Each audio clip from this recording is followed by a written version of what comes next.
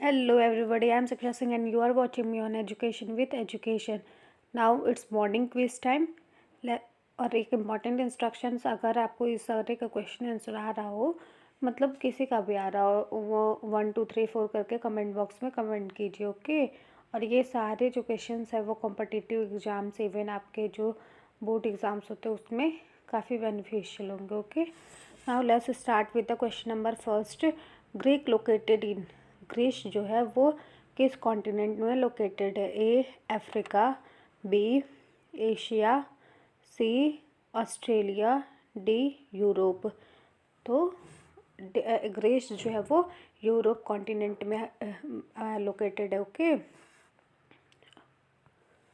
Envelope of air around the earth is called, मतलब air का जो ब्लैंकेट होता है अर्थ के मतलब सरफेस के अराउंड, उसको क्या कहते हैं? A atmosphere, B biosphere, C ecosystem and D food chain.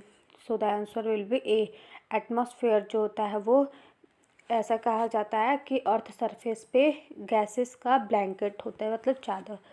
All planets are, सारे प्लैनेट जो होते हैं वो क्या होते हैं? A non luminous during night, B non luminous during day, C luminous body, D non luminous body. पहले तो आप लोग को बताती हूँ ल्यूमिनस और नॉन ल्यूमिनस क्या होता है। ल्यूमिनस मतलब होता है खुद का लाइट होना, खुद का हीट एंड लाइट होना, और नॉन ल्यूमिनस मतलब होता है कि खुद का हीट एंड लाइट नहीं होना। तो ऑल प्लैनेट्स जो है वो नॉन ल्यूमिनस बॉडी होंगे, क्योंकि ये लोग के पास में अपना खुद का हीट एंड लाइट नहीं होता है। जो सन होता है, जैसे सोलर सिस्टम में क्या होता है, एक सन होता है और एट ये जो प्लैनेट्स है वो, तो सन जो है स्टार है, स्टार की खुद की अपनी हीट एंड लाइट रहती है, और उसी के हीट और लाइट जो है इन लोग प्लैनेट्स पे रिफ्लेक्ट होती है। तो ये लोग सन के हीट एंड लाइट को मतलब पाते हैं, और इनकी खुद की हीट एंड लाइट नहीं होती है। So the answer will be non luminous body, okay. The ingredient containing some component essential for body are called, वो कौन सा इंग्रेडिएंट है जो कि सारे कंपोनेंट को मतलब कंटेन करता है, जो कि हमारे बॉडी के लिए भी काफ़ी एसेंशियल है? A fats, B nutrients, C balance diet and D malnutrition. तो देखिए इसका आंसर हो जाएगा न्यूट्रिएंट। न्यूट्रिएंट जो है वो सारे कंपोनेंट को, जैसे कार्बोहाइड्रेट हो गया, फैट हो गया, ये फैट जो है ना वो उसका एक पार्ट ही है। फैट, कार्बोहाइड्रेट, मिनरल्स, ये न्यूट्रिएंट के पार्ट है जो कि हमारे बॉडी को एसेंशियल होता है। और ये जो है ये सारे जो फैट, कार्बोहाइड्रेट, मिनरल्स, ये सब एक इंसान के लिए मतलब बैलेंस डाइट होता है, मतलब कि ये बैलेंस डाइट होता है, ओके। और माल न्यूट्रिशन जो है मतलब कि इन सब न्यूट्रिएंट्स की डिफिशियंसी से होने वाली डिजीज़ को माल न्यूट्रिशन कहते हैं। तो वो तो ऑप्शन होगा नहीं। So the answer B will be the correct one, nutrients. Now moving to the next. In human beings, carbohydrate is stored at glycogen in, मतलब ह्यूमन में कार्बोहाइड्रेट जो है वो ग्लाइकोजन के फॉर्म में कहाँ पे स्टोर रहता है? A liver, B liver and muscles, C spleen, D muscles. So the answer will be B, liver और मसल्स में जो है वो कार्बोहाइड्रेट स्टोर्ड होता है, okay. One of the dialogue in the Rigveda is between river Beas and Sutlej, मतलब एक dialogue मतलब जो है जो ऋग्वेदा में कंटेनिंग था बीज और सतलज, और किसके बीच में? ए व्यास, बी वैश्य, सी वशिष्ठ, डी विश्वामित्र। तो विश्वामित्र जो थे उनके बीच में, ठीक है। Which of the following have reflection line of symmetry about vertical mirror? Mirror पे रिफ्लेक्शन लाइन किसका होगा, मतलब सिमेट्रिक कौन शो करेगा? तो पहले तो मैं बताती हूँ सिमेट्रिक क्या होता है। जैसे कि ये एम है, ठीक है, इसको अगर हम लोग कट करते हैं या फिर मिरर पे देखते हैं तो क्या होगा, मतलब एक सिमेट्रिक एलिमेंट देगा।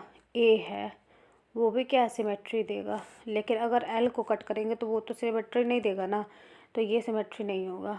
तो इस वजह से कौन सा है, मान लीजिए सी को कट किए तो ये भी सिमेट्री नहीं दे रहा है, बी को कट किए तो ये भी सिमेट्री नहीं दे रहा है, क्यू को कट किए तो भी नहीं दे रहा, क्योंकि क्यू का जैसे ये है कट किए तो दोनों दोनों साइड एकदम बराबर नहीं हो रहा है।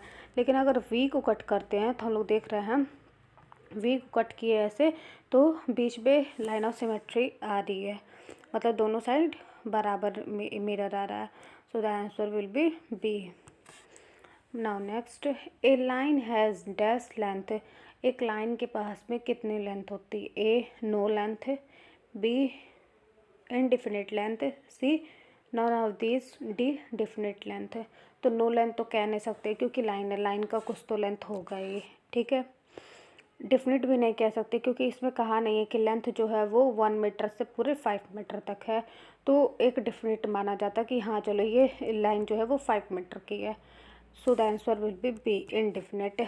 अगर उसका कुछ नहीं कहा है तो वो लाइन कहीं तक भी एक्सटेंड कर सकती है, मतलब यहाँ से लेके यहाँ तक कुछ भी हो सकता है, ठीक है, तो इनडेफिनिट हो जाएगा।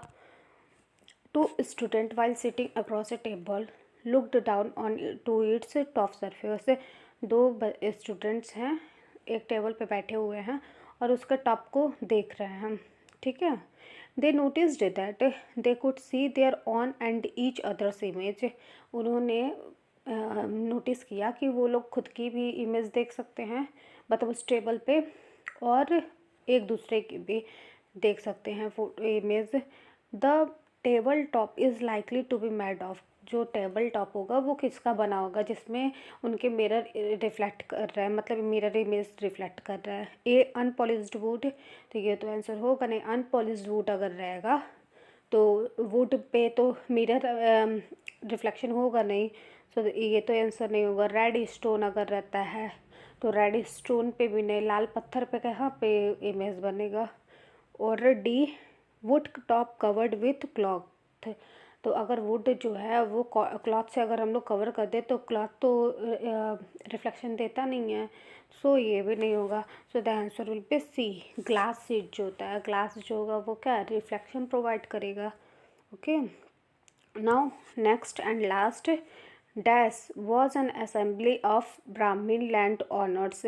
मतलब कौन सा, मतलब असेंबली जो है वो ब्राह्मीण लैंड ऑनर, जैसे होता था ना उस टाइम जो अनटचेबल की भावना लोग रखते थे, तो सिर्फ एक ब्राह्मण का ही समाज, जो ऊपर जाति के लोग होते थे उसमें शूद्र जाति को नहीं लिया जाता था। तो ब्राह्मण का जो असेंबली रहता था उस असेंबली को क्या कहते थे? ए सभा, B Sera, C sudha, D samiti. So the answer will be A sabha. सभा जो था वो ब्राह्मण का असेंबली, मतलब ग्रुप का, ब्राह्मण लैंड ऑनर्स के ग्रुप का नाम था, ठीक है। Now the quiz is completed. I think you all have understand. Thank you.